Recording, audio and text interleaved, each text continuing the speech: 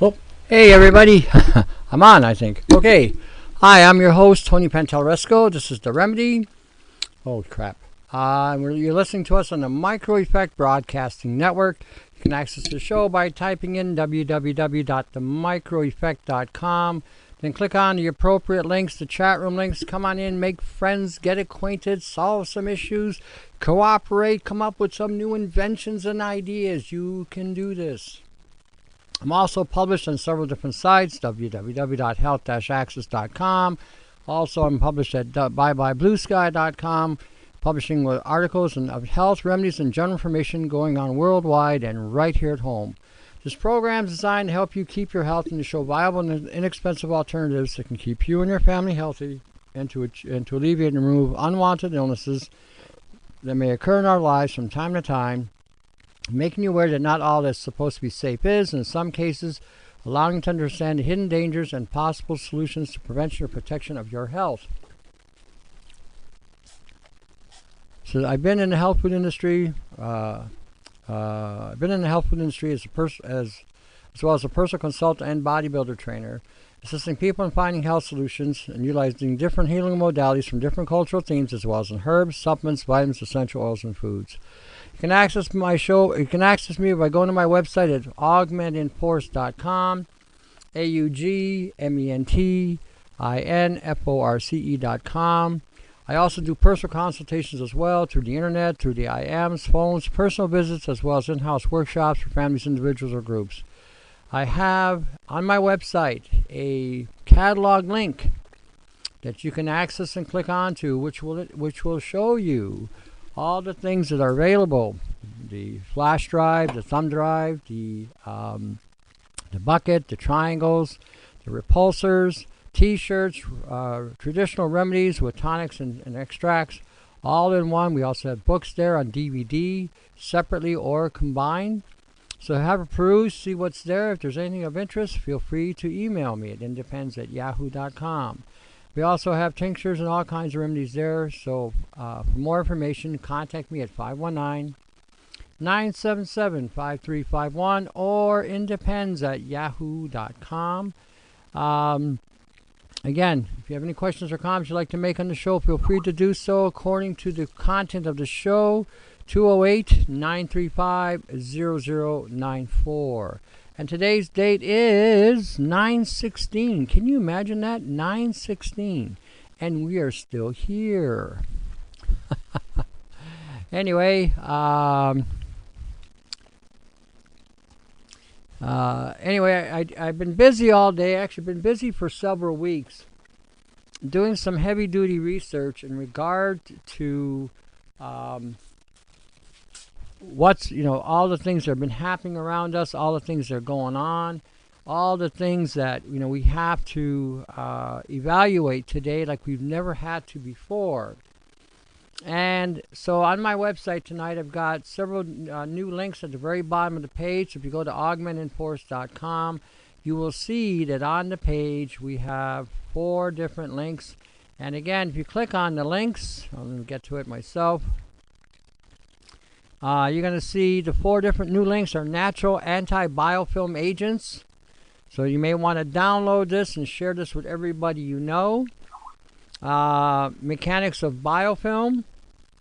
A method of reducing food medicine, leaching toxic heavy metals, improve food safety, environmental protection stabilizer and preparation method, and AI engineering, merging, morphing mobile robots. You may want to look at these things.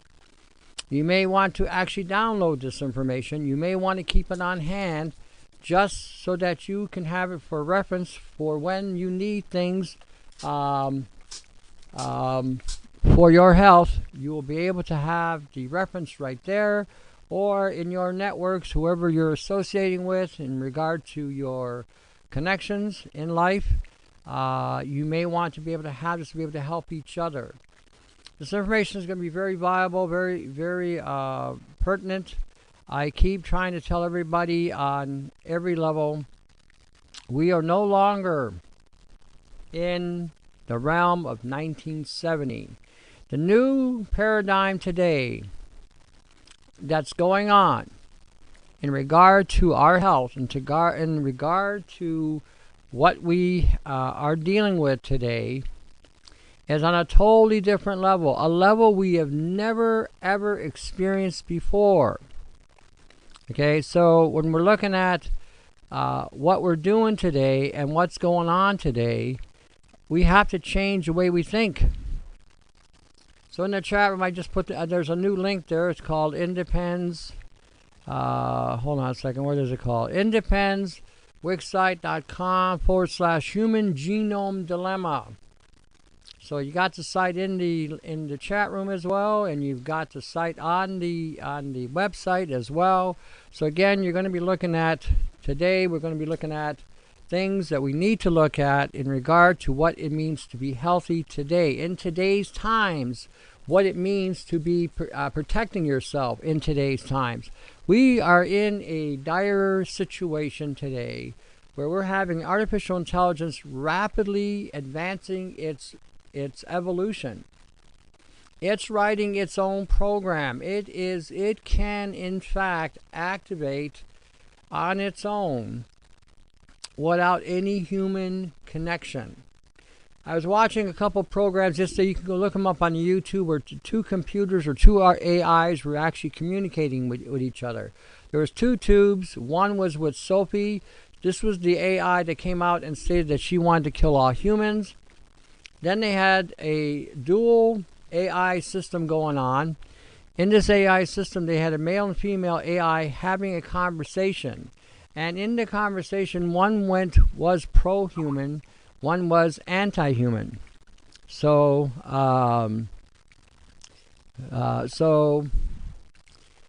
anti-human in regard to again us being around. So when we're looking at today what we're doing in regard to what's going on and what they're showing us as entertainment value, you may want to interpret this as not just entertainment, but a forewarning of things to come. There's a lot of elitists out there, futurists out there that are extremely concerned about artificial intelligence. We better all be.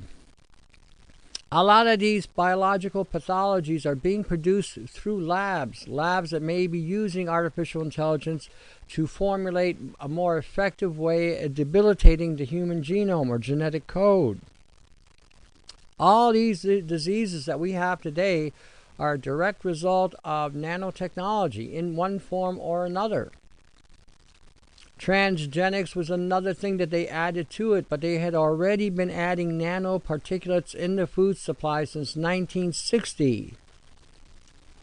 And for a lot of you who are 50 and 60 years old today, and you are suffering some health issues that would have been as a direct result of the accumulation factor. The accumulation of these particulates over a period of time would have assembled, accumulated, and created a dense population of these materials inside the body.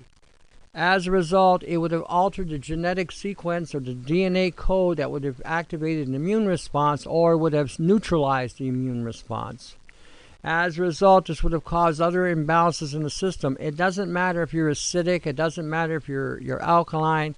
These are factors that are just indicating how you're being poisoned. That's all that is.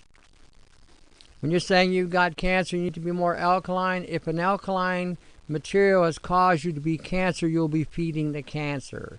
If it was an acidic material or materials that made you acidic are causing the cancer, then if you continue with those materials, they will still perpetrate the cancer. It has nothing to do with anything other than the fact that you were exposed and have accumulated that exposure over a period of time, and over a period of time it has worn down your capacity to defend. It's like when you're younger, you can lift 5,000 pounds with your pinky. So these things start to accumulate at 100-pound increments, and you don't feel it because you can maintain 5,000 pounds of power. But as you get older and you get into the 20s, late 20s, early 30s, all of a sudden their power's been cut in half down to 2,500 because now you've got this added drag or this added weight or this added encumbrance that's now on top of you or inside of you, which you're not realizing because the whole time you're believing in a system, in a government system that is saying to you that everything is okay. You're safe. You're well within the realm of danger. And instead of investigating, which none of us really did at that time, we believed them. It was easy to be pacified. It didn't take much to pacify us. It just, oh, yeah, if the government says so, it must be true. We've been hijacked, sabotaged. We've been railroaded with bullshit on levels that you and I could never conceive of. We used to say back in the 70s and 80s, the politician talked out of both sides of his lips, both sides of his cheeks. Nothing could be further from the truth. They are telling us what we want to hear in terms or in vagaries, where you really don't know what they're saying, but it sounds like they are on our side. And in reality, it's like they pulled a fast one over us, and they continue to pull fast ones over us.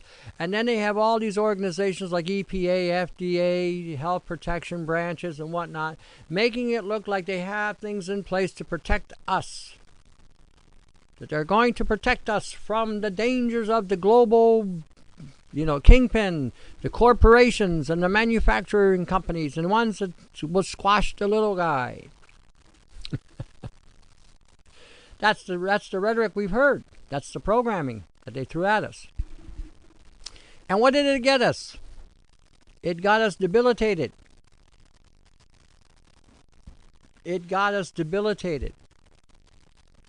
All the nanoparticulates that we were exposed to with the atmosphere, all in the name of making some industrial giant like General Motors, Chrysler, Ford, American Motors at the time, Volkswagen at the time, rich at the expense of us exhausting us as a resource until, because they could always get somebody new. Then they sold everybody on this idea of having a job. You got to have a job. And they pushed that job theme so much because if you got a job, you can now become independent.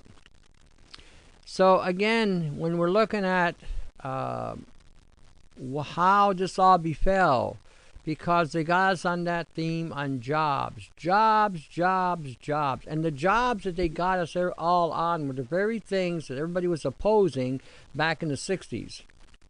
Okay, and so by the time the 1980s came by, they got everybody so caught up because they had everybody so broke, and they had created such a high inflation rate that it created a lack of investment. They got everybody on this job theme, so now we went right back to the things that we were rejecting in the 60s because of the toxicities and the dangers that they were causing, and it accelerated. Today, as a result of from the 1960s to the current day and through all the decades of things that we've occurred, we are in the situation we're facing today that older people are suffering immeasurably with different health issues which would have been created by the different particulates or by the different exposures to specifics, whether they were genetic, transgenetic, epigenetic would have affected everything. So when we're looking at this over a period of time and then the level of breakdown that you have in that period of time, then you try to wonder why you can't repair or regenerate or fix yourself right away like you used to. Because like you used to, that was in the 1970s when you were still strong and still able to lift. The generations coming up today have no strength. They get hit with something, they go down right away. It doesn't take much. Where a common cold we would bounce back from within 3 days, these people can take up to 3 months to recover. Where we didn't even know what diabetes was back in the day. Today it is so flagrant that kids 5 years old are having diabetic issues because the food supply today has these toxic metals, transgenics, and epigenetic materials in them that are literally destroying the pancreas while they're gestating in their mother's womb.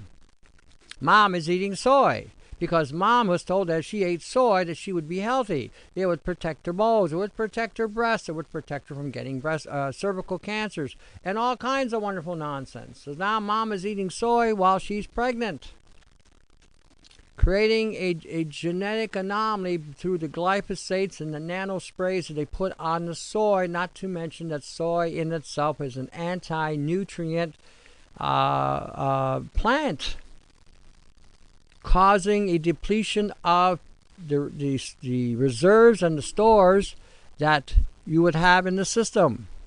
As a result, we've got decades and decades of women who are coming out with genetic damage as a result of consuming the soy. We have now men who were born of mothers who had consumed this crap have conditions called dysplasia, which they have deformities in their male development.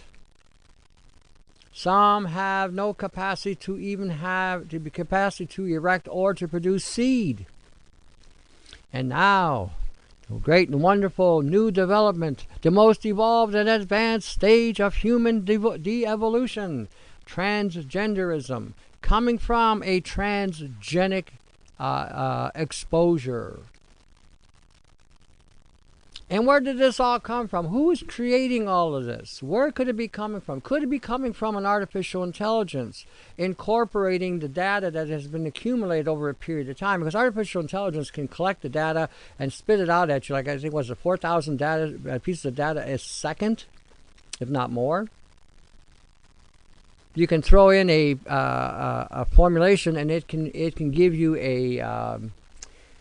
a protocol or an illustration of what may come about, a model, if you will. But the model is only as limited as the information you put to it. That's why this guy David Keith is a blithering idiot. Nobody could be this bloody stupid unless you purposely are this stupid. Here is an idiot that wants to dump, again, particulate matter into the atmosphere in Arizona based on a model, based on something that he cannot fully inform his model or incorporate data to the model. There's no way he can do this, because there's no way, we don't know what's all up there anymore. We have no concept of what's really in our atmosphere. All the nanoparticulates that have been in the atmosphere, all the biological agents that have been released into the atmosphere, all the fungi, the bacterium, the viral, the mold, and all kinds of other materials that have been put up there that has a biological content to it, the metallic content that has come from smokestacks, factories, industries, things that they may be and the things they're releasing in the air through these aerosol programming that they're doing. We have absolutely no clue what is up there. None. So when we're looking at what's going on today, we have no clue on things. We cannot base anything on models today, because those models are limited in the information and the data that's being uploaded. Even in today's times, we do not have the capacity yet to fully understand what's up there in regard to how to even figure out what chemical reactions have occurred over 6 decades. We have no idea.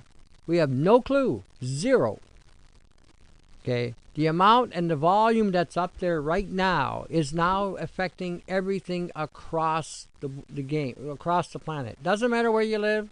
Doesn't matter if you live in Russia. Doesn't matter if you live in China. Doesn't matter if you live in Australia, New Zealand. Doesn't matter if you live in the United States, Canada, Africa, the Caribbean, South America, all of Europe, the Baltic region. Doesn't matter. This is impacting everybody. Doesn't matter if your foods are organic, at all this stage. They're growing orgasmically organic. The components that are coming down from the atmosphere are literally causing genetic damage to the ecosystem of the world, of the planet. I hate using the world because the world is usually tied to globalism and tied to ungodly creation. That's the best summation I can give you. An ungodly creation, because what has gone on the planet through the violation of the genetic code and the violation and the aberrations that have been created over a period of time. You know, in the last 5 decades, look at the human condition. It hasn't improved in one iota. In fact, it's become more entrenched, more enslaved, and more violated by the decade.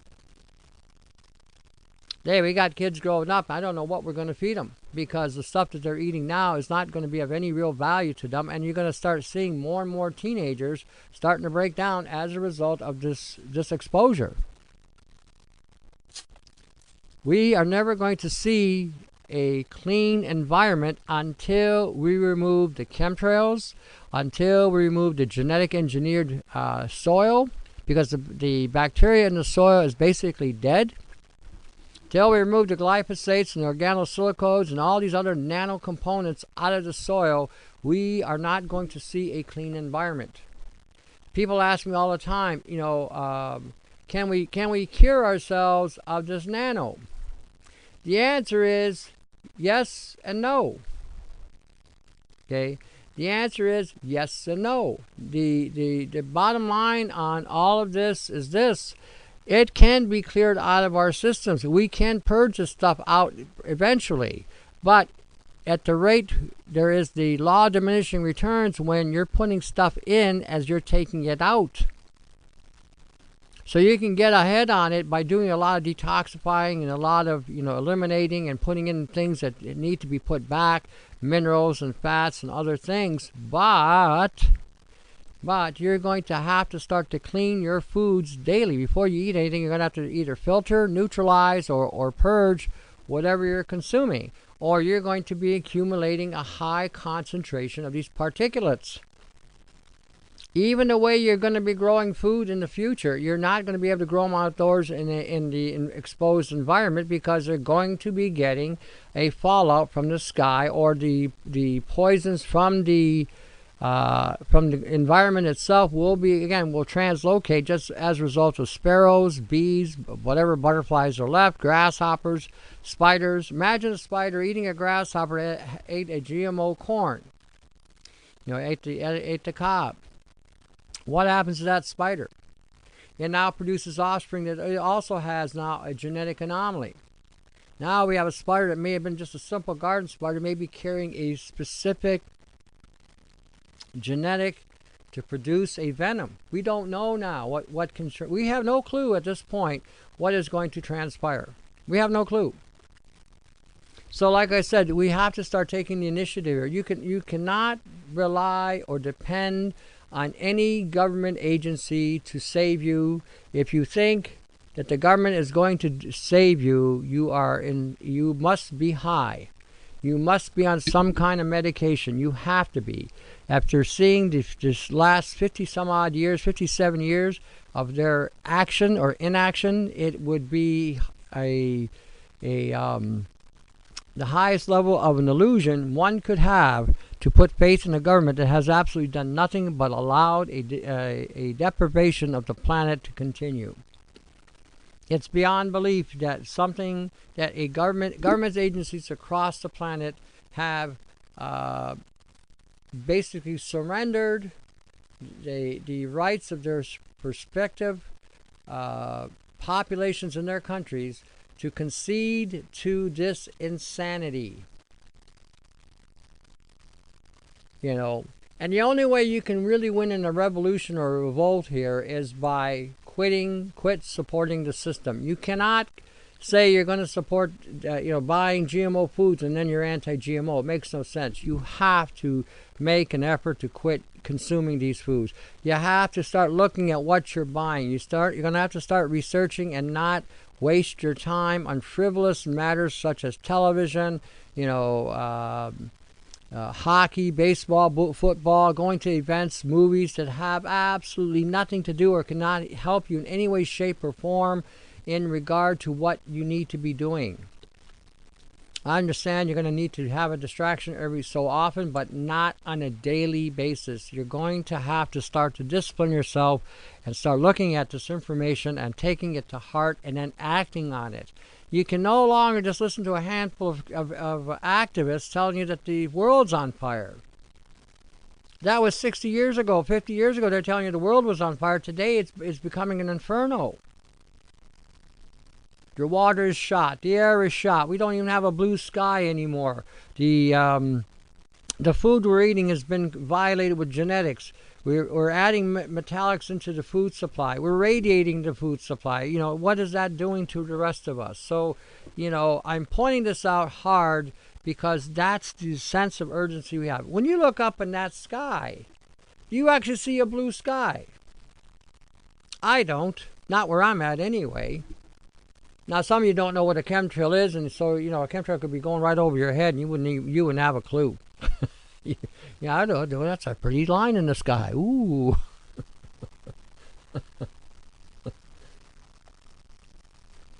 We have countries agreeing to spray each other's borders, like Canada and the United States have. What is that saying? That is saying that people have become oblivious to the fact that they're being killed. So when we're looking at, you know, what's happening today, this is why I put these 4 links out there. I'm going to read one of the links just because you need to see where we're at today in regard to artificial intelligence. Artificial intelligence, everybody should start doing research on artificial intelligence because this is what's going to eventually do us in. There's no way that at this stage in life we're going to be able to have any kind of control of future events because we won't be around. Not the way it's going. I'm just waiting for my thing to boot up. What is going on? There we go. Something happened here. Give me a second. Oh, what happened? Oh, we're done already? We're at the bottom of the hour. All right, when we come back, I'll be looking for this information, so we'll have it up and ready. All right, see you in a bit. Hey, we're back. We are back. While the break was going on, I've been accessing the site myself. It was giving me a little bit of a problem there, but anyway, I've got it going, and so I'm going to read some stuff to you so that you can understand the nature of what's going on and what we should be doing and how we can be doing things. I'm going to just give you a little bit of a heads up on the AI, because just to give you an idea where we're at with artificial intelligence today and the fact that nobody is dealing with this today in regard to how it's such a, and you're going to have people telling you how it's such a wonderful thing this is without them fully understanding or fully looking at in-depth research on this stuff and how where it's really at and what it's really doing and how it's evolving. And it is evolving. This is not just a developmental thing. It's a form of evolution. It's growing exponentially. It's writing its own program. It doesn't need a programmer to upgrade its programming. It has the capacity to write its own programming. I was talking earlier when they were having the interviews with the robots discussing things, which were they were artificial intelligence, having discussions about different things. The artificial robots started communicating between each other in a language that nobody knew what they were talking about. Had no idea. Now, the one robot was very antagonistic toward humans, and the other one was playing the concept or the role of being pro-human and to work with humans, to integrate humans with artificial intelligence, so that, you know, the transition between the two would become easier. As a result, when you look at this, and then they had their own little language form without them understanding what was going on, it makes one to think that there's a betrayal in the works. There's a betrayal in the works, and this is something that you need to pay attention. Because a lot of times they are entertaining you with different things, and in the process of entertaining you, they are hijacking you. So when you saw the two AIs having a discussion in regard to what they were talking about in regard to humans and anti-human and pro and con, and then they having the language that they started talking amongst themselves, they had to shut it down. They had no idea what was going on. They had no anything happening. These things are using Wi-Fi. Okay, they're not attached to a computer anymore. They're using Wi-Fi, and they are attached to the artificial intelligence that's running this planet. They're getting a direct feed from the AI. The AI could do an overwrite on the programming of these robots without batting an eye. Remember watching the movie I, Robot with Will Smith? How many of you ever watched that movie? Okay, that movie had a lot of fiction, but it had a lot of fact as well.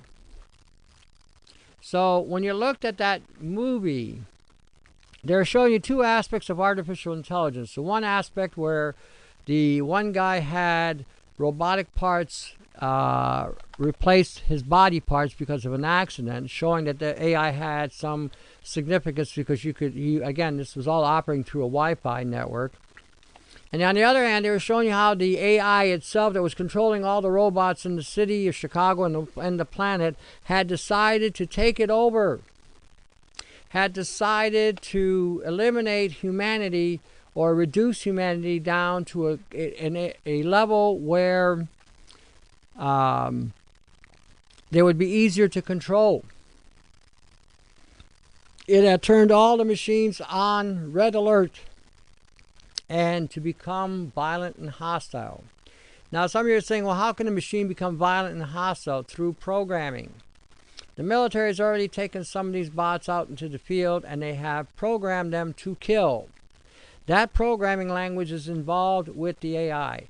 Every time every one of you send something up in the cloud, you are now feeding or downloading data to the artificial intelligence. It has now gathered that much more information about you and who you are, what you are, and the type of person you are, and how easy it is to subjugate you in any way, shape, or form. If you've got anything, you shouldn't go up into the cloud. In fact, you should keep it on your hard drive and off the computer if you can. The whole thing today is an alarming situation, how humanity has been put to sleep through poisons, through the food supply. Even the alcoholic beverage, beer is one of the most, again, poisonous food drinks out there anymore.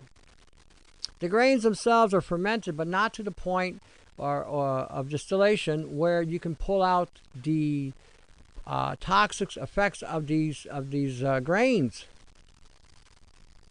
As a result, a lot of the stuff that you're drinking may have the nano in it.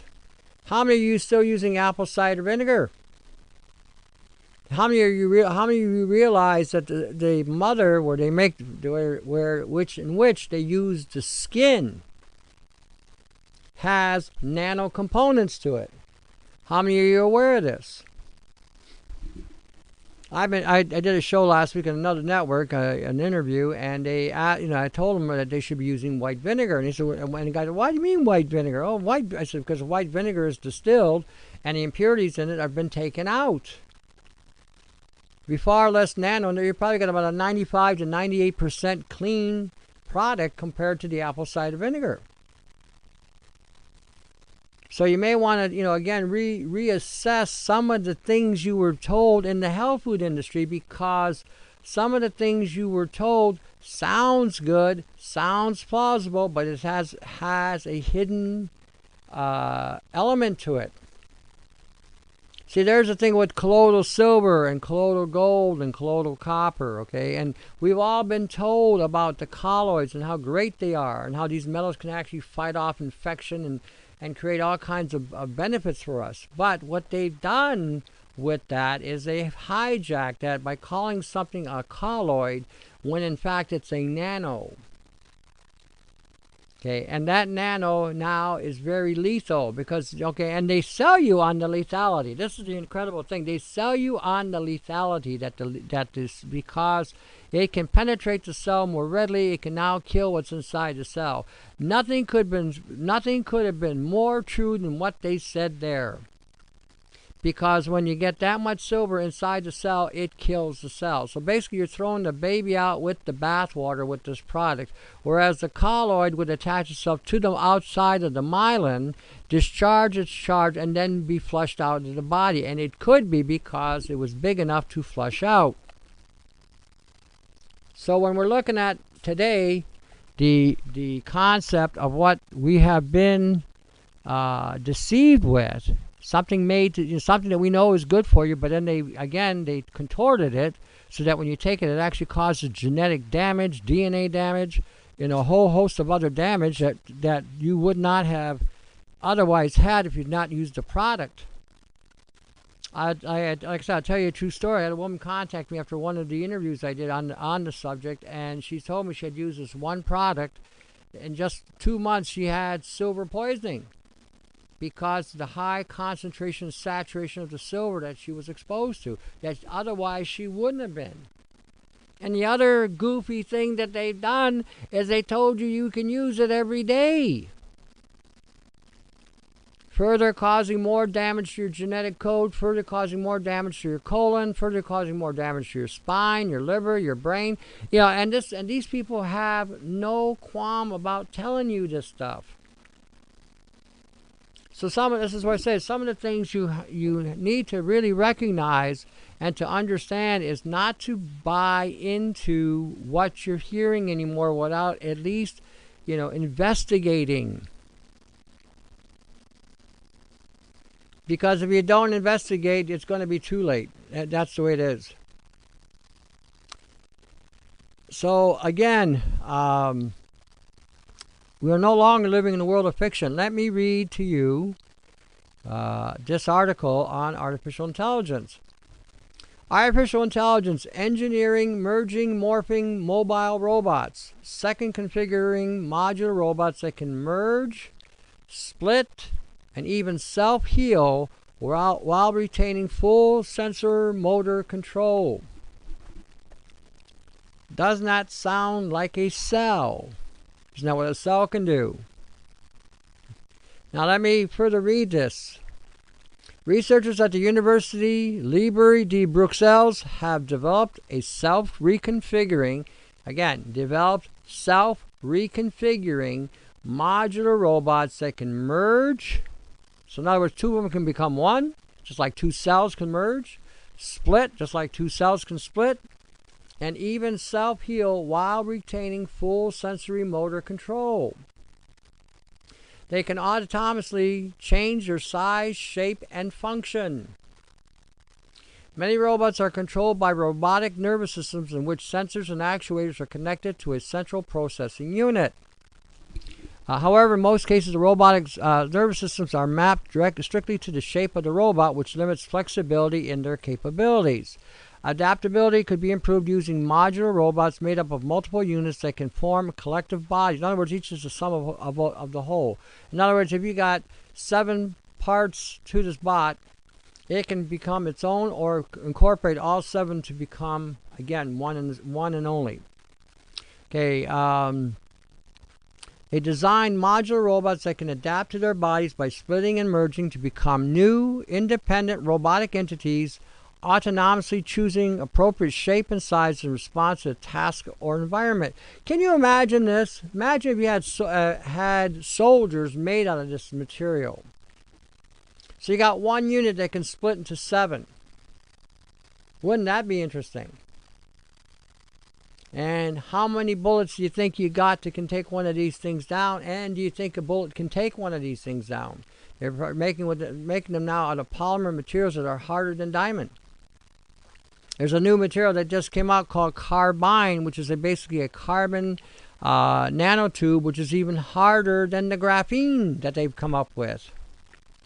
Graphene is 3 times harder than diamond. This stuff is 3 times harder than graphene. Think a bullet can get through that. The robotic nervous systems can also split and merge to maintain sensor motor control. These robots can even self-heal by removing or replacing malfunctioning parts, including malfunctioning brain unit. Isn't that interesting? So how would you shut something like that off, eh? How are you going to turn something like that off? Okay, and the only way you're going to do that is by either hitting them with a high EMP or jamming their frequencies, because they would all be fed with Wi-Fi. And suggest their systems could eventually inspire the production of robots that can adapt to changing task requirements. In other words, this is a self-assembling, self-evolving machine. Just like the AI was a self-programming program. You see where this is going? You know, this is why it's imperative that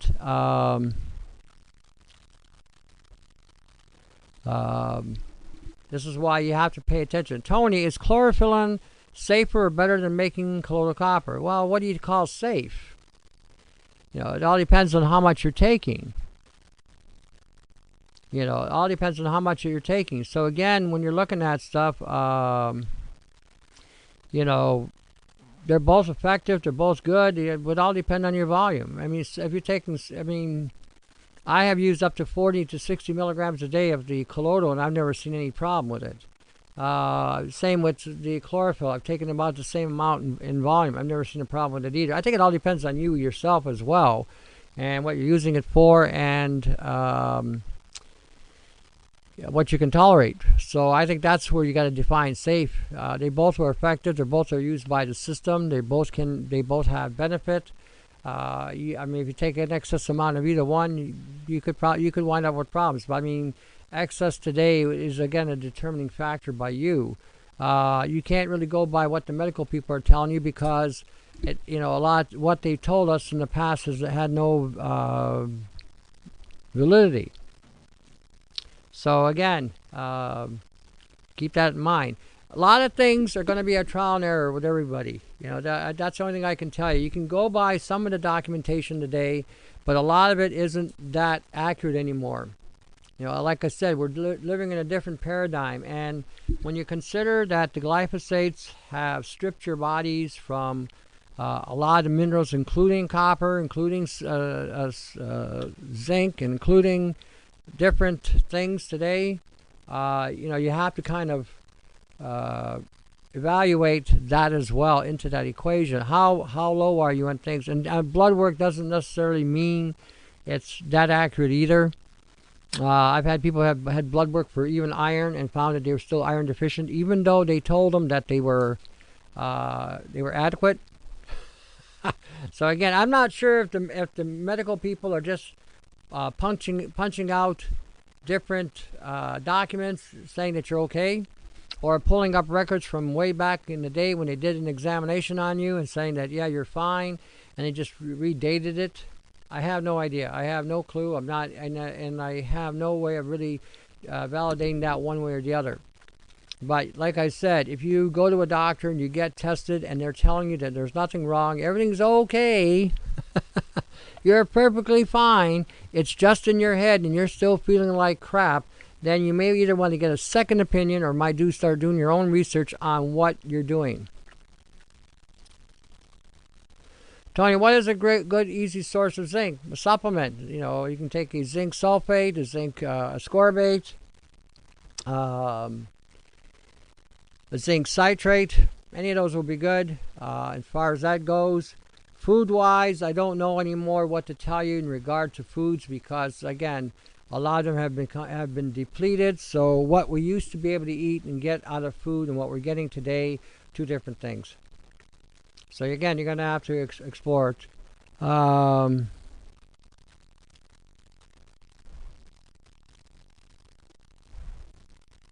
Okay, Tony, looking around at the garden shop, I'm seeing sulfur, magnesium, Epsom, okay, copper sulfate, zinc sulfate in the soil. You think we can treat our soil like our bodies? You're going to have to. But you got to remember, even by treating the soil like your body, you're still going to get the dumping from above. Every time they chemtrail, that takes 23 hours to hit the soil. So how much do you have to put in the soil to neutralize those components? I don't know. Can you afford to dump that much material into the soil? Again, I don't know. A lot of times they're using a zeolite for the soil to filter the soil, because then they throw the zeolite away. If you're doing that on a regular basis, maybe. But like I said, we are constantly being saturated with whatever. And then depending on where you live, you got a neighbor that's dumping Roundup in the soil, it's going to hit yours as well. So, again, you may have to start looking and thinking in terms of indoor gardening, or putting a shed or a shield around where you want to grow, just to minimize any exposure. You have to think in terms of what we're dealing with. That's how you have to look at it today. You cannot look at it with some pie in the sky that you're going to neutralize it. You have to think in terms of what is above you coming down. There is no escaping that reality.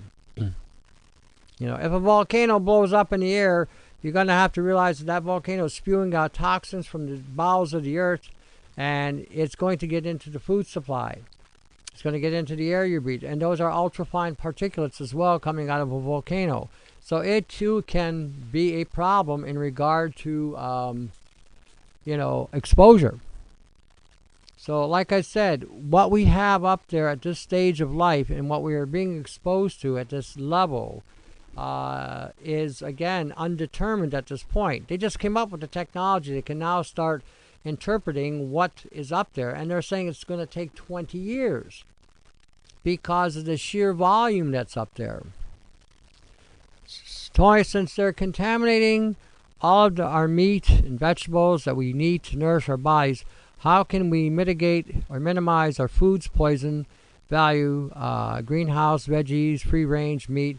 Again, you do the best you can, what you can. You get it from a farmer direct, that's going to be part of it. But on that same site, on that page that I told you about, if you go to the Human Genome Dilemma page on the independz.wixsite.com, or go to my main page at augmentinforce.com, go to the bottom, and you're going to see a method of reducing food medicine leaching, toxic heavy metals, improved food safety, environmental protection stabilizer, and preparation method.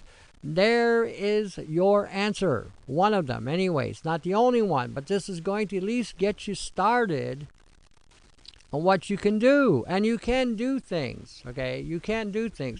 You can do what Squirrel suggested, feed the soil, do the best you can with putting nutrients in there, things that will block aluminum, things that will block radiation, things that will block cadmium, things that will block aluminum. You may be able to do that, but expect that it's still going to be absorbed or taken in. So the next step then would be to take what you've grown and then filter it further. With your vegetables, you may not be able to eat some of them because of the high concentration of saturation, or you may only be able to eat the roots. But you may be able to juice the stuff out of the plant and then filter the juice afterwards, making it more viable and more available to you. And by juicing, you will actually increase the uptake of what you're taking anyway. And if you ferment it, you'll even get more value. But you got to first grow it, process it, filter it, and then use it. Okay. And this is going to give you some information on it. Again, here I'll give you the link in the chat room. So if you're in the chat room, you can come and get it. If not, go to my website. You will find it there. Okay, so here you go. Okay, check the link out. There will be some solutions for you. All right, before I go on, because the show is almost done, let me talk about support. Giving networks like the Micro-Effect Broadcasting Network your support. Support them any way you can. Support them in any form or fashion you can give them. Offer your assistance in any way possible. Help them out. You got byebyebluesky.com with Susan Meyer, Gag Canada with Bernadette Green, These are two activists here in Canada that are trying to get people awake and aware and trying to offer them solutions as well. Again, go check out their sites, give them a hand, show them that you're there, let them know that you're reading their stuff. Then you got me down here at 519-977-5351 or independz@yahoo.com. Go to my website again, augmentinforce.com.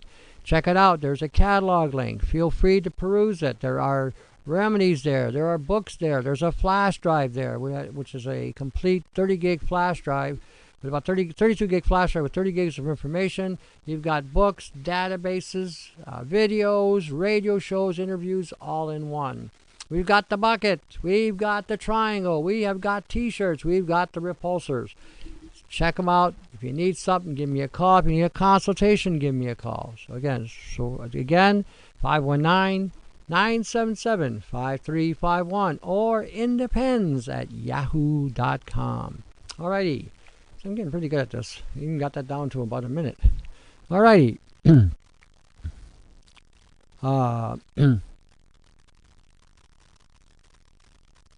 So again, when we're looking at stuff today, just start thinking in terms of how to clean it up.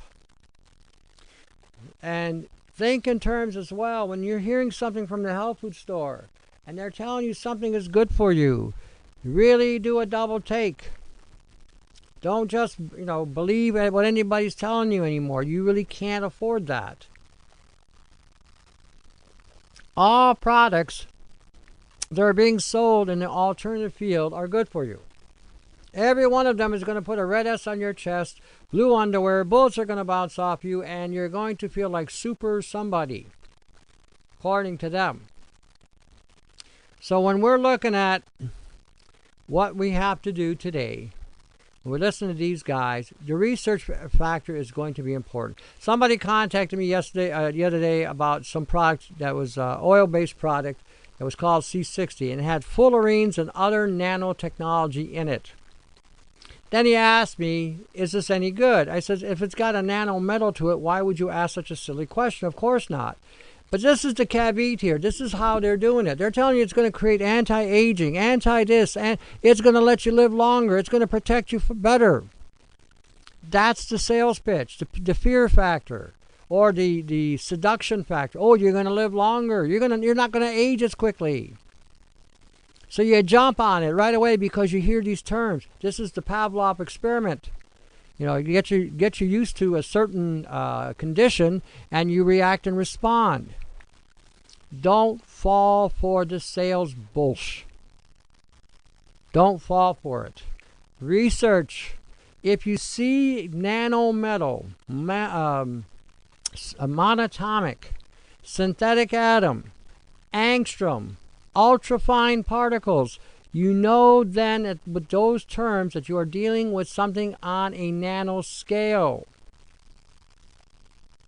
And if they're going to be in your supplements, avoid them. Start buying your stuff in bulk and start taking care of yourself. Do not rely on industries or corporations or companies to take care of you. They are looking for ways to get it on a cheap.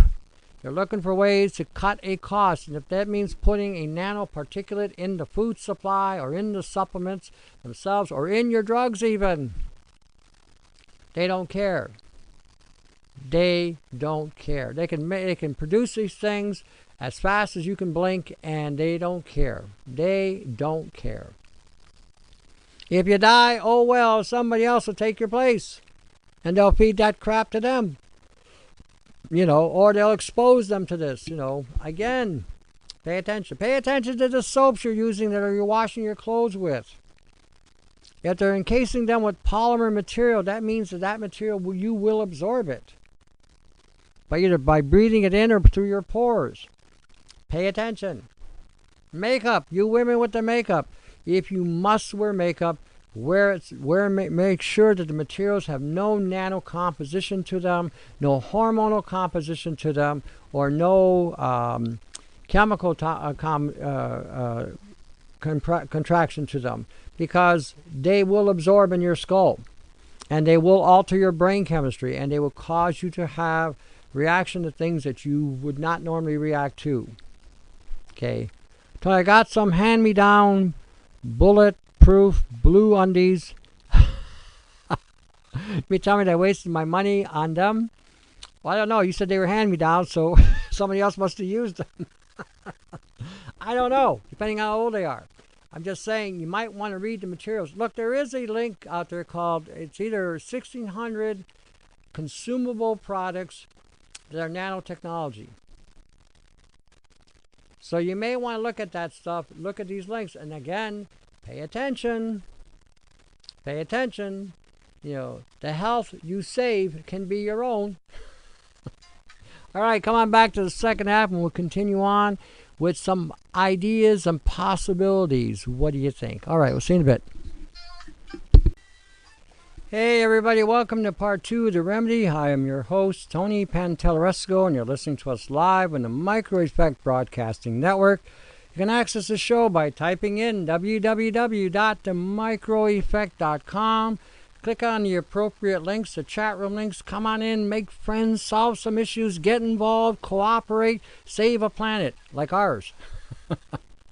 I also am published on other sites like Bye Bye Blue Sky, www.health-access.com. And we publish articles on health, remedies, and general information going on worldwide and right here at home.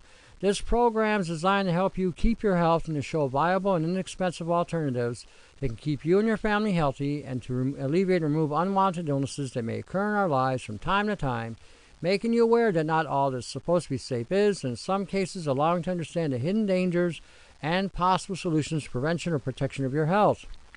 Been in the health food industry as well as a personal consultant and bodybuilder trainer, as well as now working with energy and magnetics in the health food industry, as well as personal consultant, assisting people in finding health solutions, and have utilized different healing modalities from different cultural themes, as well as in herbs, supplements, vitamins, essential oils, and foods. You can access me by going to my website at augmentinforce.com, augmentinforce.com. I also do personal consultations as well, whether through the internet, through the IMs, phones, personal visits, as well as in-house workshops for families, individuals, or groups. On my website at augmentinforce.com, there is a catalog link. Feel free to access that link. There is in there all kinds of things. There are books on DVD. There are flash drives with databases. There are t-shirts. There are buckets, triangles, repulsors, and remedies of all kinds. If you need something, give me a shout, and I also do consultations as well. So for more information, feel free to contact me at 519-977-5351 or email me at independz@yahoo.com. As far as the show goes, anyone who has any questions or comments pertaining to the topics of the show, feel free to do so at 208-935-0094. And today's date again is 9/16/2017. This is part 2, and we are still here, despite artificial intelligence, despite nanopoisoning, despite synthetic life, despite transgenics, despite epigenetics, despite the chemtrails above us and the frequencies that we're being pounded with, we are still here. That is a true testament to us, and a testament to how we were created and who created us. This is very important to recognize. We had no control of this creation. Somebody else did. And apparently, they had the wherewithal to be able to create us in the way that they did in order for us to, again, be alive and well in regard to being able to withstand all of this mess that's going on. But everything has limitations, and so do we. But again, it's still a testament. And the fact that we are still here also is indicating that not only the way we were created, but the way we assist each other to get through another day. That's going to be so important in the not too distant future. When we're looking at today, all that's going on, nobody's invulnerable. Nobody. Okay, nobody is without Nobody can, everybody can be impacted by what's going on. Nobody is, beyond that scale where you can't be touched. I always make the comment that I don't care what you believe. I don't care if you believe in the Jewish faith. I don't care if you believe in the Islamic faith. I don't care if you believe in the Christian faith. I don't care if you believe in the native beliefs. I don't care if you believe in the Hindu faith or the Buddhist faith or anything else out there. I don't care what you believe. Everybody can be impacted. A lot of people tell me that they're going to be protected by whatever, they believe. And then they get hit and they're devastated. To the Christians I can relate to, and to those, and other people, other belief systems would have probably similar stories in regard to the theme. With Job was an upright man before God, and despite his uprightness, despite his connection, despite his actions, despite his faith and belief, despite it all, he still got hit. Okay, and if God will allow a righteous man of that caliber to get hit, don't think he won't allow that to happen to you either. Doesn't mean that, and again, you saw what happened in the end. Job sustained his beliefs, his faith, and it was again eventually delivered from his ordeal. And that's another important thing to go through. So, I have a caller from PA. Rick in Pennsylvania. Are you there, Rick?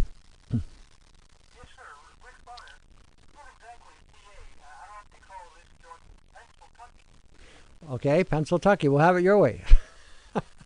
What's up? How can I help you?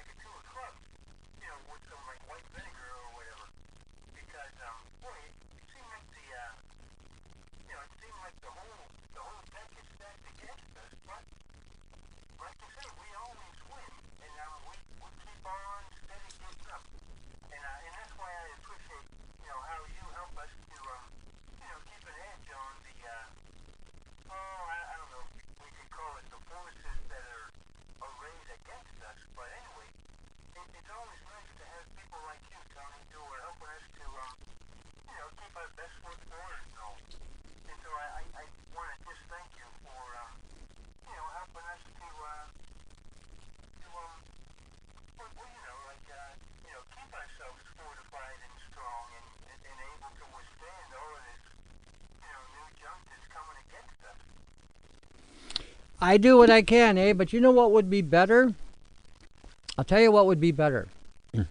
Is when people form networks with each other or associations and they work together at coming up with more ideas. What I give you is very limited because I'm only one person. But imagine if you had 3, 4, 5, or 6 people gathered together working at solving these issues. Then you know what? It wouldn't be that we would have things stacked against us. We would then be on an equal playing field or even surpassing them.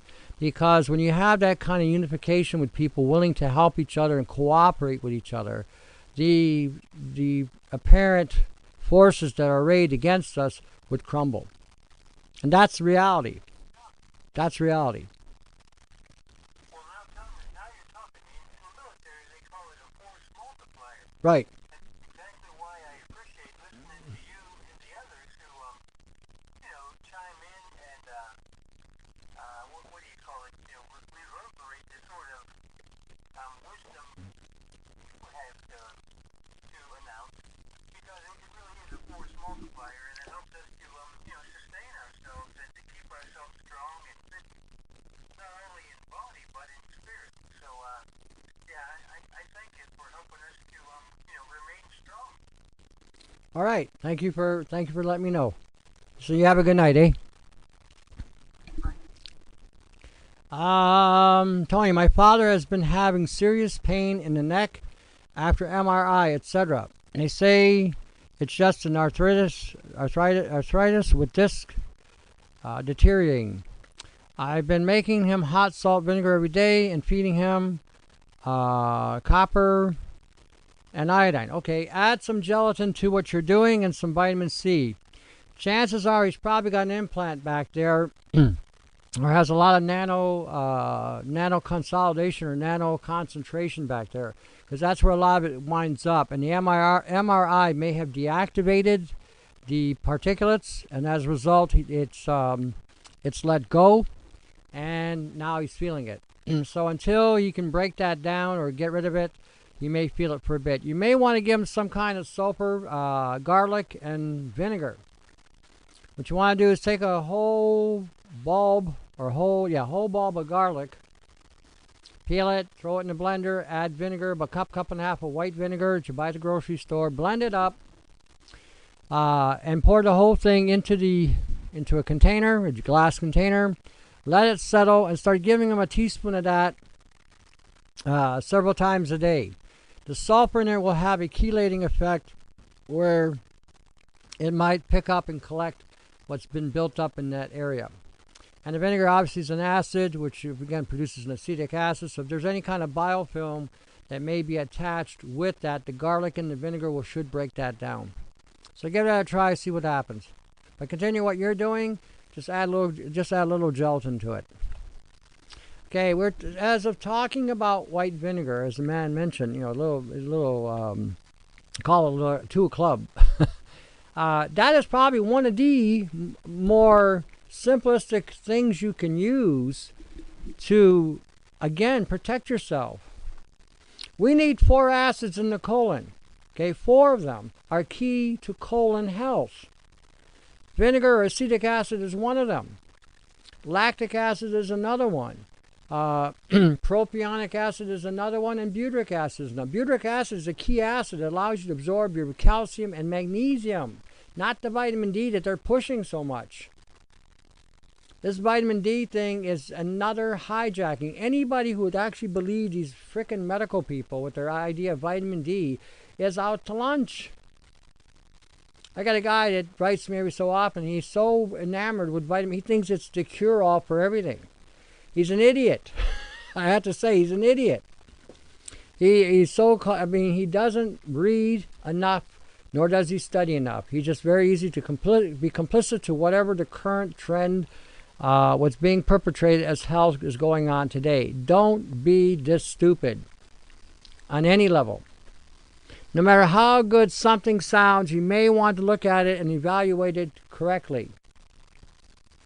And again, look at actual research that was done in a laboratory or in a research facility. That's where you're going to see what is up. Vitamin D has to be regulated by the sun.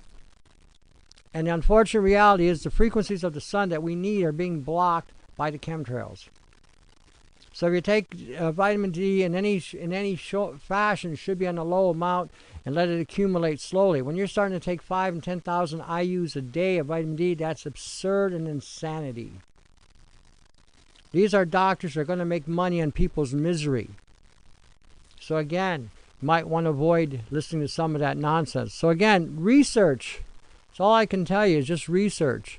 You know, understand the nature of what we're exposed to today, because we're no longer in, like I said, we're no longer in 1970. We are no longer in that realm of innocence. And a lot of things that we're being told today is so inaccurate on so many different fronts.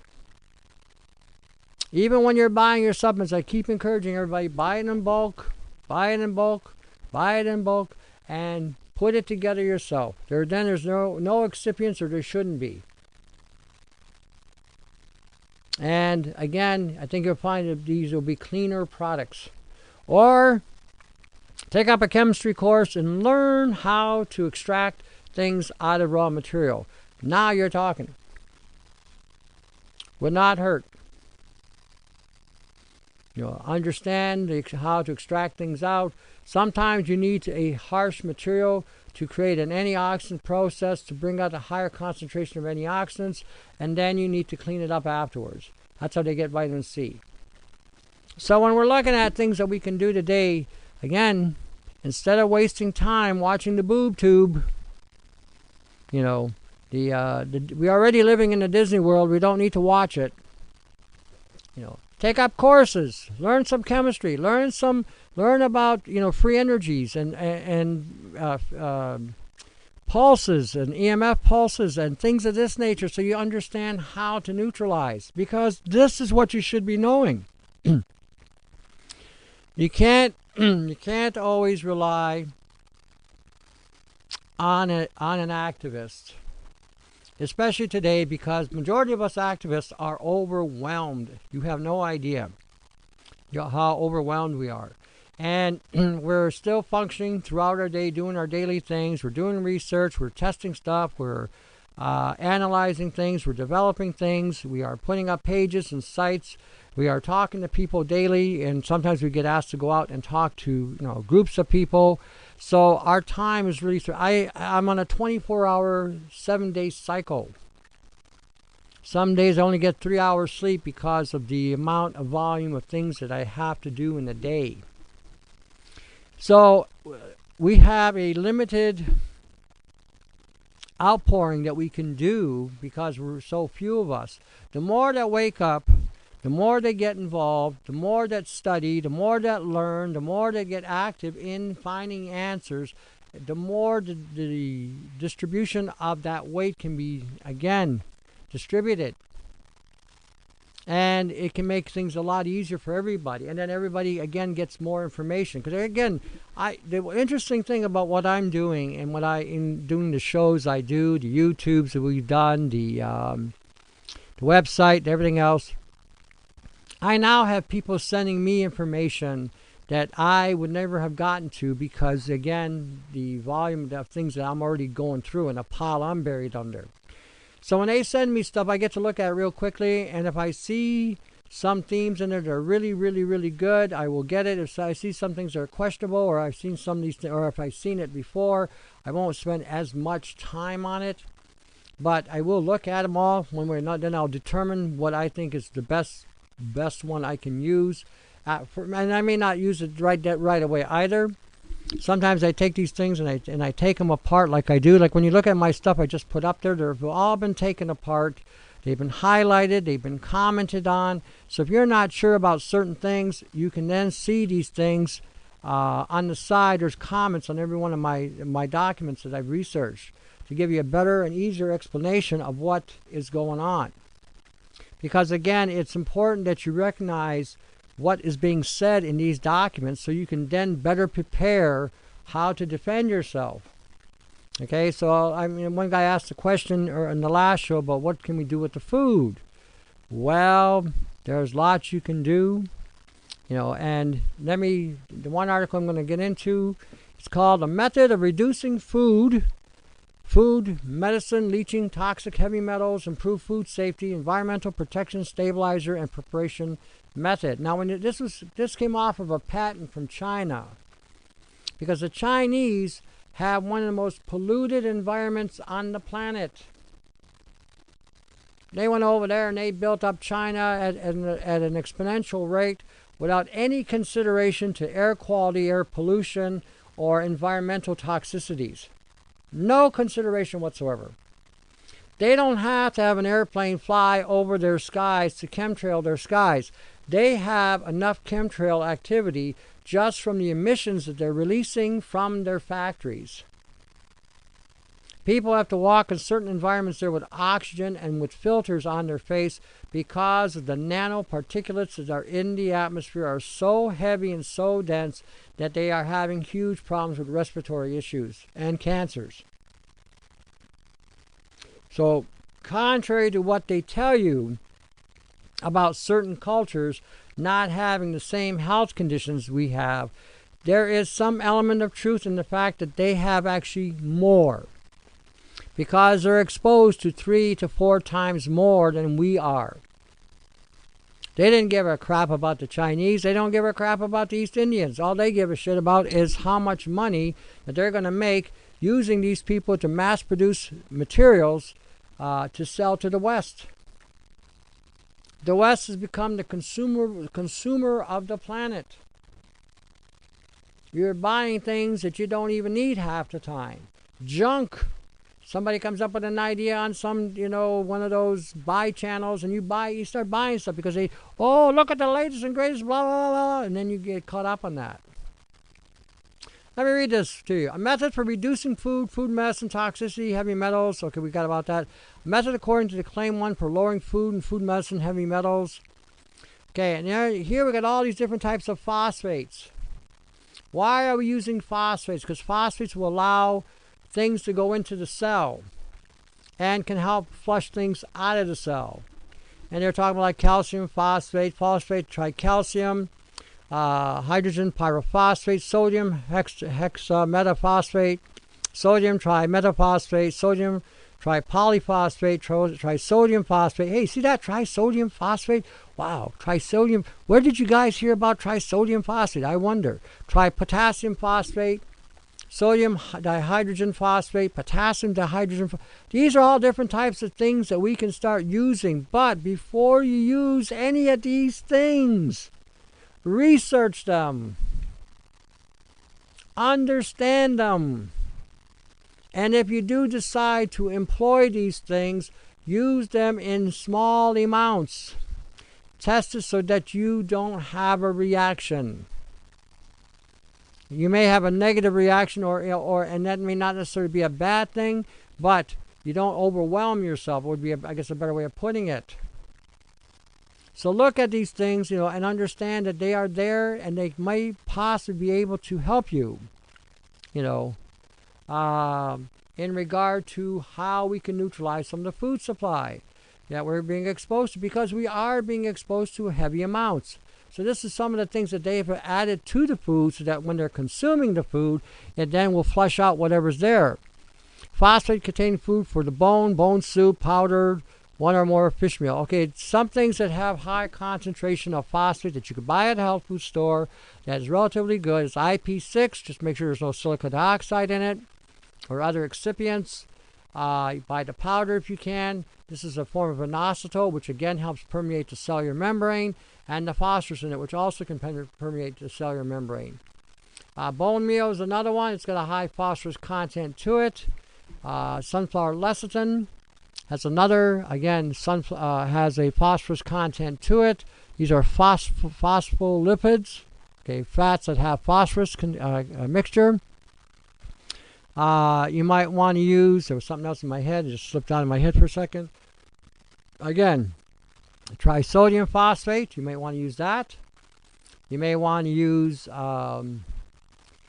eggs, like egg yolk lecithin. If you can find an egg yolk lecithin, let me know. One that's consumable and is affordable, because that used to be the lecithin that we used to use back about 30, 40 years ago. And then they switched it over to soy and told us how great and wonderful soy was. What a load of horse hockey. Anyway, if you can find that, or even in consuming the eggs, again, you'll find that they have phosphorus in them. Okay, a method according to claim 1 for lowering food and food medicine heavy, toxicity. I won't go into read the whole thing. Chloride is sodium chloride, potassium chloride, calcium, and magnesium is one of several. Chlorides are salt, and when you combine them with the metals, the chlorides will actually clean and disinfect and remove biofilm or biofilm forming material. Can knock out fungi material, can knock out mold, can kill viruses, can wipe out parasites depending on the type. So one of the things you can do at night, for instance, sodium chloride is salt, potassium chloride is another salt, calcium and magnesium chlorides. These are all different types of salts. You can add them in a glass of water, add some baking soda to them, and then add a little either vinegar or citric acid to activate the baking soda. And now you got whatever form of acid you use, the chlorides, which are salts, which will now flush out the cells. Okay, a lot of the infections that you can't seem to get rid of might be as a result because you're too low in chloride. As a result of the lack of chloride in the body, you have infections, again, proliferating in your system. In other words, they're spreading. Okay, they got the MMS, which is a chlorite. It's a similar idea. Goes into the cell and cleans the cell and charges the cell. So again, these are other ways that we can and they're not expensive. How much is table salt? Well, actually, you shouldn't use table salt so much, sea salt, because table salt has silicon dioxide in it and some other crap.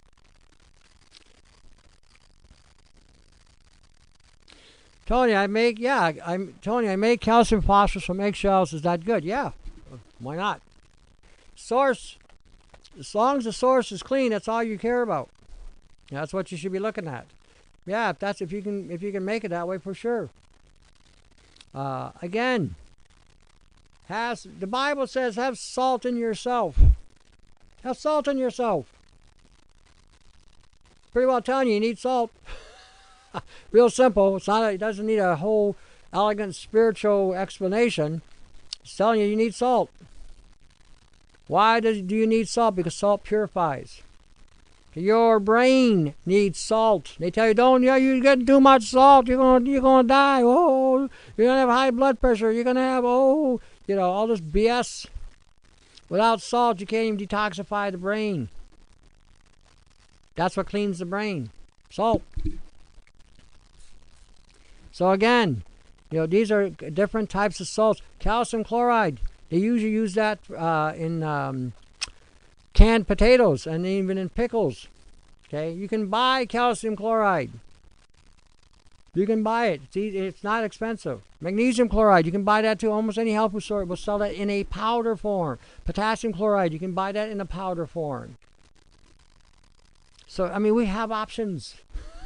We have options, So again, I'm trying to show you some of the simplest things you can use to create a detoxifying element in your body on a daily basis to clean the system from a lot of this nano exposure, this high dense pollution that we are constantly being exposed to. This is the problem. This stuff gets into the cells and starts to accumulate in the cells. These things go into the cells and flush that out. So again, this is not, like I said, the information's on that site now. It's there for you. Go and get it. Utilize it. Practice it. It's not difficult. Look, I'm going to tell you something. If I can do this, so can you. The difference between me and you is I put on my pants one leg at a time. So do you. The only difference is I apply these things and learn. That's the only difference. You haven't done that yet. So when you do it, you're going to be able to do everything that I can do.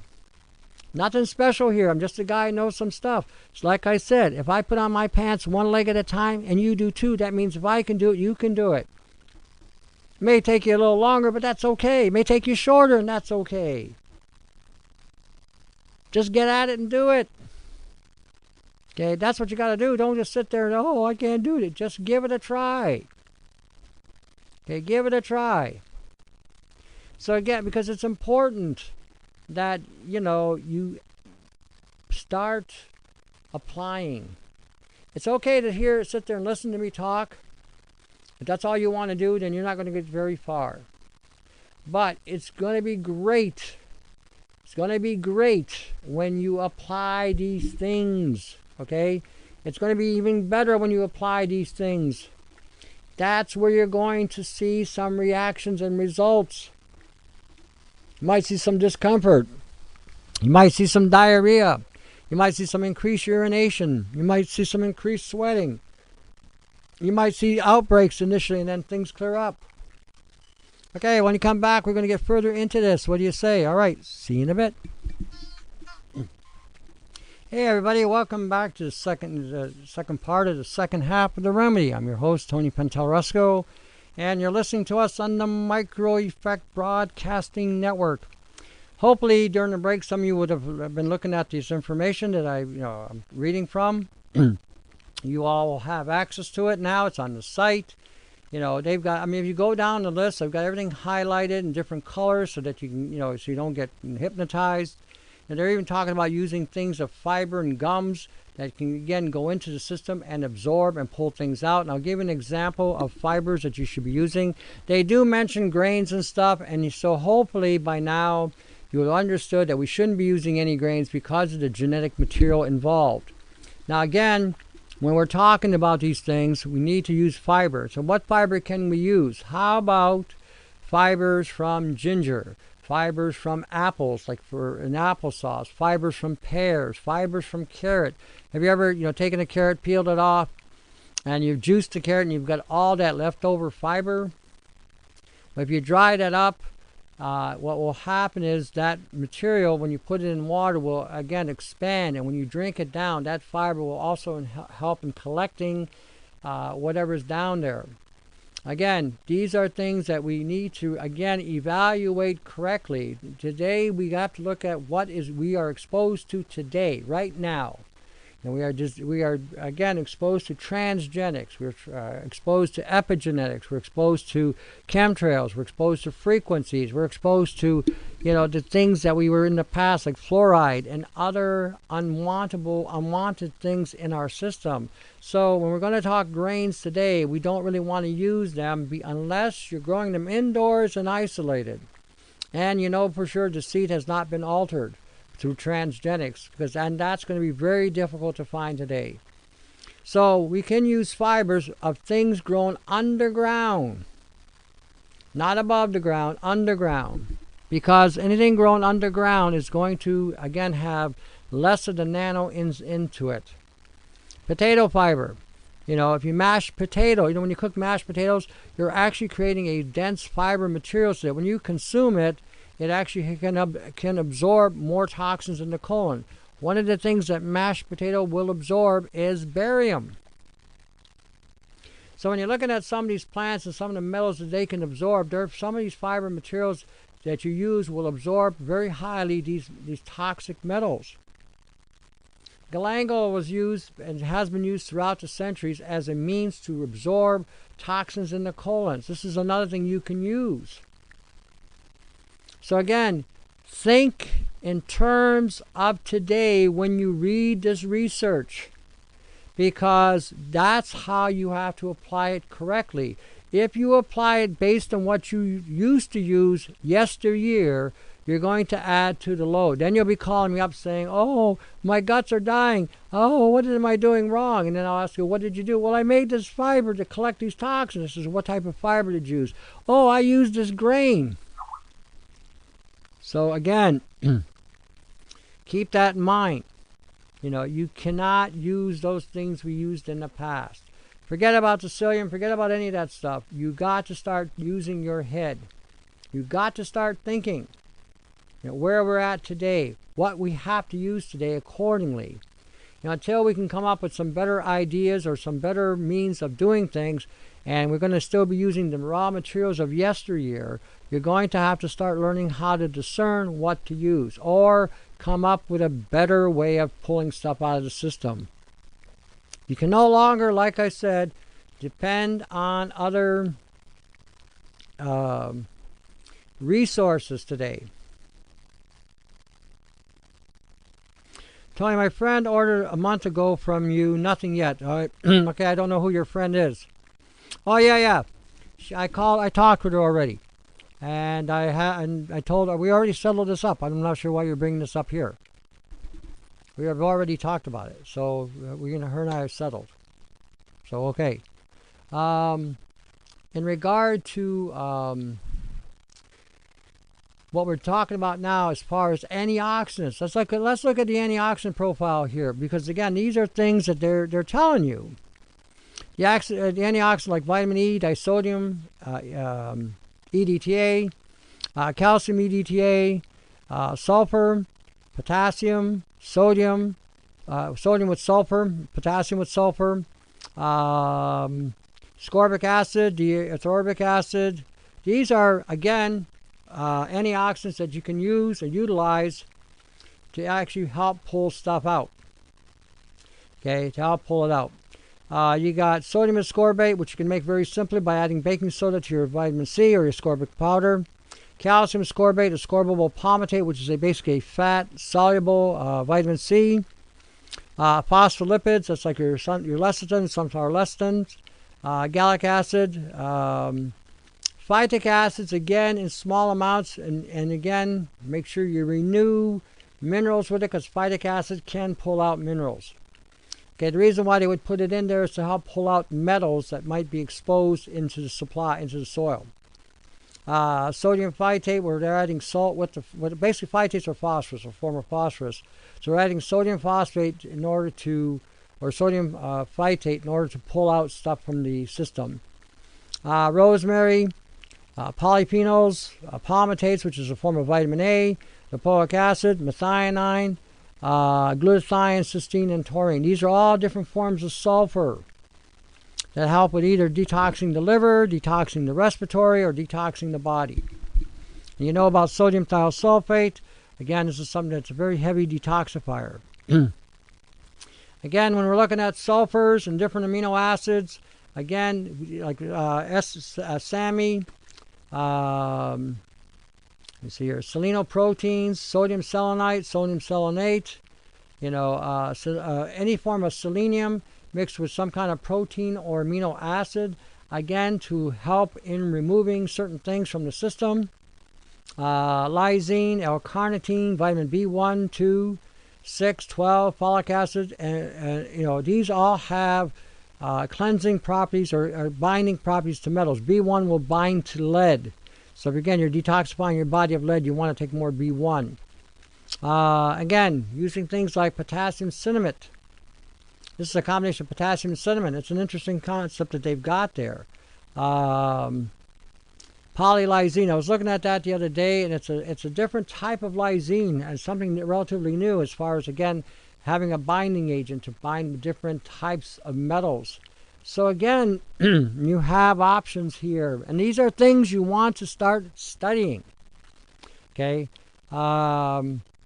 Let me read this. A method according to Claim 1 for lowering of food, medicine, toxic heavy metals, and a leaching enhanced food safety, environmental stabilizing agent, wherein said heavy metal is lead, cadmium, copper, arsenic, mercury, and one of several. And again, they give you sort of a listing. Again, they're using phosphates and chlorides to pull this stuff out. So when you look at that, when you're looking at this, and you see these things, this is to stimulate thinking, stimulate ideas, stimulate research and investigation, and understanding what they do, how they work in the body. Okay, this is, again, important that you recognize this. So when we're looking at different things today and what goes on, and how we have to deal with what goes on, keep that in mind. We have to start using things with what we're eating in order to negate the buildup, to negate any kind of accumulation, and then to start removing what we have already incorporated in the system. You have to realize that this is not, a lot of the poisoning that you have today isn't there just because you got it all of a sudden. A lot of things you've got today is a result of decades of accumulation, decades of believing in a system that kept telling us everything is safe. It's okay. Those are way low below the standard of danger. But they didn't tell you that the accumulation of these things could accumulate in the body, and then in the long and short term cause breakdown. Didn't tell you that part. Oops, somebody forgot to mention that. So again, this is some of the things that you can do, again, to protect your system. It's important that you recognize that there are answers. Okay, don't just sit there and think, oh man, we're done. Well, we may be done, but if we're going to go, then better have the idea that you're going to take them with you. That would be my perspective. If I'm going to go, that's fine. But I'm going to take them with me. That's the attitude you better have. That's the only attitude you should have. So, anyway, I'm going to jump into something called natural anti-biofilm agents. That's also on the bottom of the augmentedforce.com page. Take a look at it. It's important that you get this information as well, so you can start taking care of yourselves and having at least some idea what to do. We are all going to be dealing with high-profile biofilm. There is no way around it. No matter what you do, you're going to eventually have biofilm form inside of you.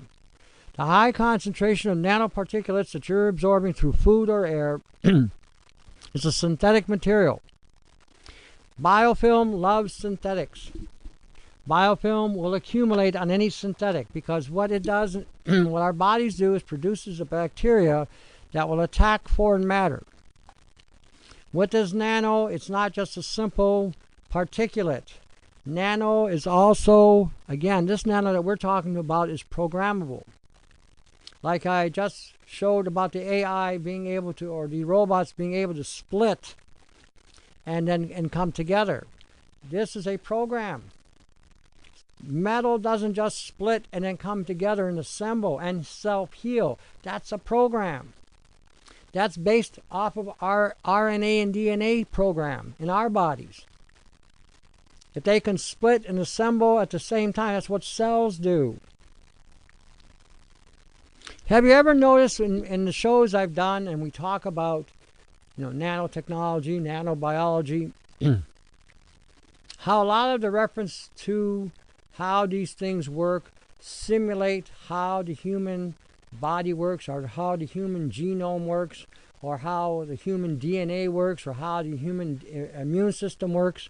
Have you ever noticed that? Have you ever noticed how it works just like our signaling pathways from our brain to our cells? Have you noticed the similarity between that and what is being construed as technology?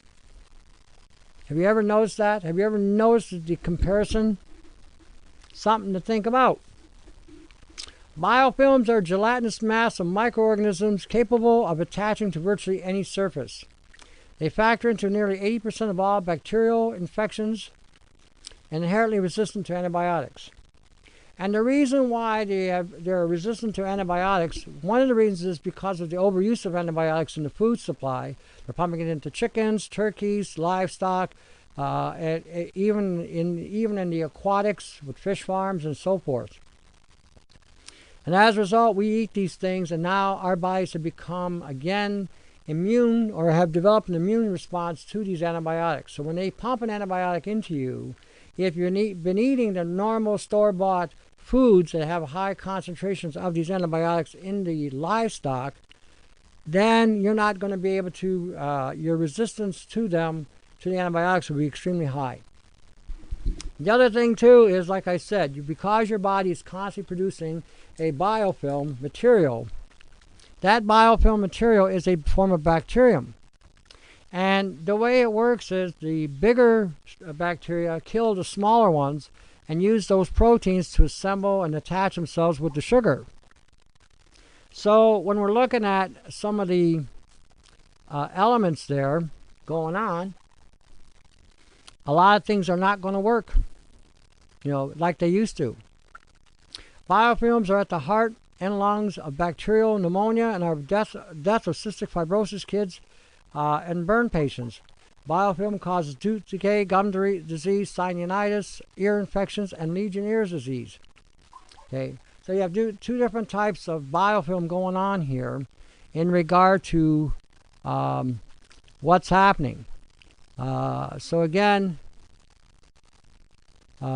keep that in mind. When we're looking at biofilms today, and this is what you're going to accumulate. Your body produces it naturally. That's, again, part of its defense mechanisms to create a huge amount of biofilm to collect or attack different things in our bodies that shouldn't be there. But because the nature of the nanotechnology, nanobiology, synthetic biology, it's resistant to this form of bacterium. Has hardly any effect on it. So when you're talking today, what's happening, we have to use an alternative to what we've been used to using because the status quo will not work. Many trillions of organisms protect us from pathogens and toxins, help boost help boost our immune defenses, keep our plumbing working, steer us away from obesity, and may even make us think and feel better. The list may include fetal development, autism, depression, chronic fatigue, Lyme disease, cognitive impairment. That's the negative. Again, biofilm.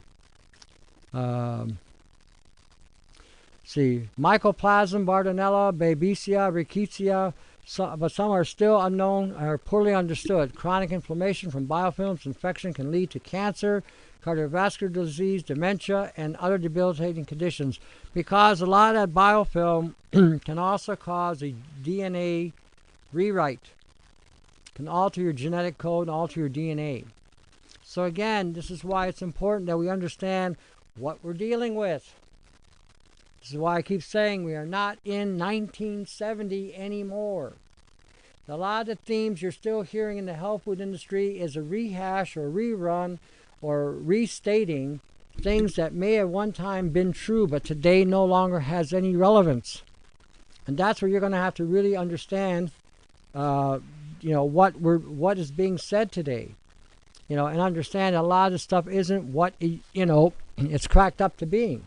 Some of the stuff is, again, when we're looking at it, again, you're thinking or you're hearing some of these people talk, and again, some of these newcomers that have come on to the alternatives, especially these doctors, a lot of them don't have a clue. A lot of them don't have a clue because a lot of them are still reading from research that's outdated. All right. Biofilm disrupting enzymes. Enzymes like DNase, amylase, DSPB are biofilm dispersing agents that degrade the biofilm matrix. Okay, so again, when you look at this is going to give you some ideas. DNase, 1 cleavage extracellular DNA leads to alterations in biofilm architecture, which permits increased antibiotic penetration. So you may want to take something like this with garlic, onion, that have those qualities. A DNA dissolving drug, pulmazine, has been used in cystic fibrosis patients to help disrupt the biofilm. Amylase is a proven antibiofilm agent, so you can go online and buy amylase at eBay even. And you can use that as part of your regimen to help, again, assist you in breaking down biofilm. Vibro, cholera, Pseudomonas aeruginosa, not only inhibiting biofilm formation, but also degrading performed mature biofilms. Proteolytic enzymes like serrapeptase can break it down as well. It may also help disrupt the outer layer of biofilms and uncover hidden microbes.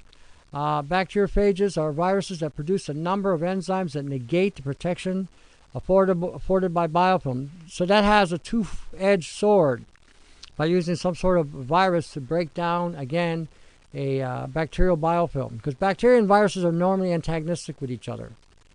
So when you're looking at stuff, today, again, be careful that you what you're reading, understand what you're reading, explore what you're reading, and understand how it's done in the lab. Garlic inhibits the expression of several genes that control bacterial QS, curium sensing inhibitors.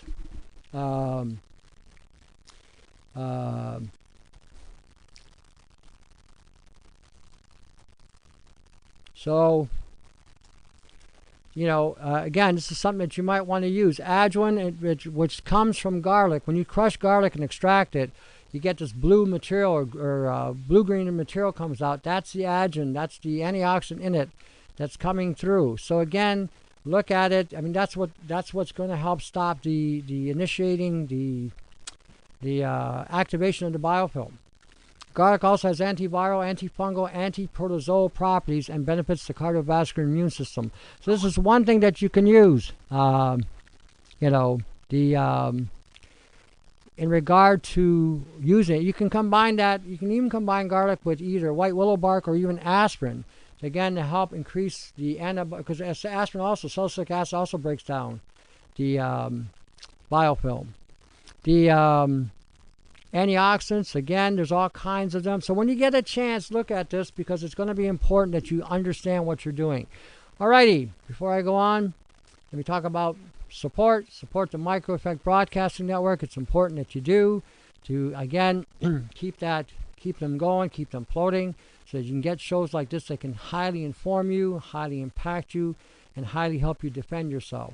Again, give them what you can, help them any way you can. We also have two other activists that I know of in Canada, ByeByeBlueSky.com by Susan Marr, and Gag Canada by Bernadette Green. Again, Go to their sites, check them out, learn from their sites, get the information, be aware of what's going on, how to defend against some of the things that they're showing you as well. Then you got me down here at 519-977-5351 or independz at yahoo.com. Again, when we're looking at the website, there's a catalog link there. Feel free to access the catalog so that you can then look at what's there. You got books on DVDs. You got the flash drive on the thumb drive with, again, 30 gigs of information and data. You also have on there the books. You've got interviews. You got radio shows. You got videos, all in one. We've also got the bucket. We've also got the triangle. We've also got the repulsors. We've even got remedies from yesterday that may work on today's symptoms. So again, check it out. Feel free to access the site, access the catalog link. And again, if you need a consultation, feel free to access me by either contact me through the email at independz at yahoo.com or give me a call, 519-977-5351. Alrighty, let me continue here. You've got all kinds of different antioxidants that may help you. And again, further protecting you. Again, not everything is going to work either, so that you're aware of this fact. You have to recognize that some things are going to be a trial and error. You're going to try certain things that you read. They're not going to work. Okay. Again, you should start seeing some activity. Something should be transpiring within a 4-week time frame, provided you are taking adequate amounts and provided you're doing things every 3 hours. If you are using a drug of any kind, let me reiterate this. Do not mix whatever you're taking drug-wise with a supplement, primarily because there will be a reaction and the drug could get amplified and you can overdose. So you may want to, again, if you're going to try anything and you are on medications, let there be at least a 2-hour window. Even with the stuff that we were talking about with the food and how to neutralize the food. If you've got to take medication with the food, then you might want to hold off.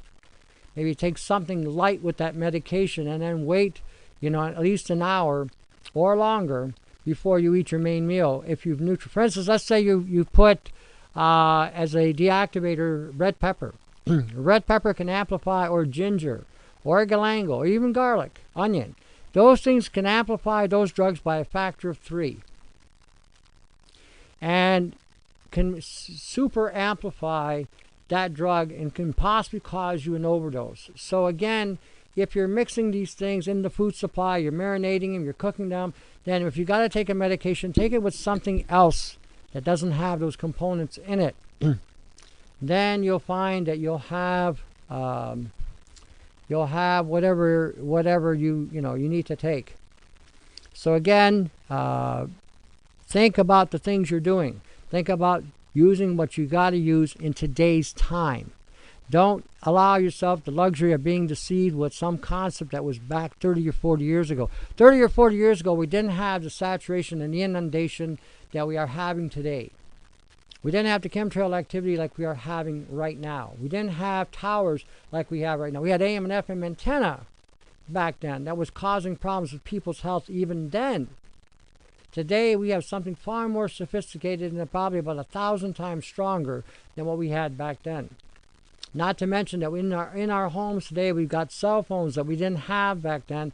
They're constantly pumping us with Wi-Fi. We had smart meters now attached to the homes that we didn't have back then either. Matter of fact, back then the homes had lead paint on them, which shielded them from frequencies that we don't have today.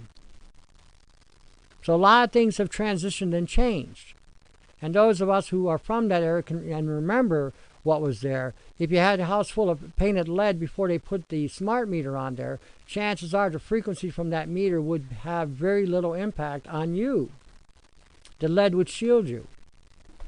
So, I mean, again, they had lead paint on the outside of the house and they had lead paint inside the house. And then they told us this wonderful myth that lead was causing problems if you ate the lead pieces. I never really seen that growing up. I mean, we did see the paint would flake, but nobody had it in their head to go eat it. So, I mean, I would blame television for that. Oh, look, yeah, it's candy, you know, something to that effect. So again, you know, start thinking in terms, how can I block frequencies? There's a segment in that site that may, again, lead you to it. Check it out. You might be surprised what you might find if you look hard enough. Okay, so you might want to check these things out. So again, you know, start thinking in what's pertinent to today. What are we exposed to today? Back in 1970, like I said, we weren't exposed to towers. Frequencies like today, we weren't exposed to then. Smart meters, we weren't exposed to today. Water meters, we weren't exposed to today. No, you have to make it, Joe. If you want to get lead paint, you got to buy some lead powder. You can get online. It's about, I forget now, per pound. And you would need about 10% of volume of the paint that you're using. So if you're using 40 liters, you need 400 grams of lead powder in paint in order to, and you got to mix up with a mixer. You might want to add a little canola oil to it because most of the paint today is just a latex water paint. So you want to add that oil with it. And if you blend it up, you can then spread it. You got to mix it for about 10 minutes, 10 minutes or more, and then proceed to paint. Alrighty. Thanks for tuning in. Appreciate it. Check out the site, augmentandforce.com. Check out the links. Share the links with everybody you know. And then, again, start getting active on the research. All right. Listen, thanks again. We'll see you next week. Till then, get cooperating, solve some issues. Take care.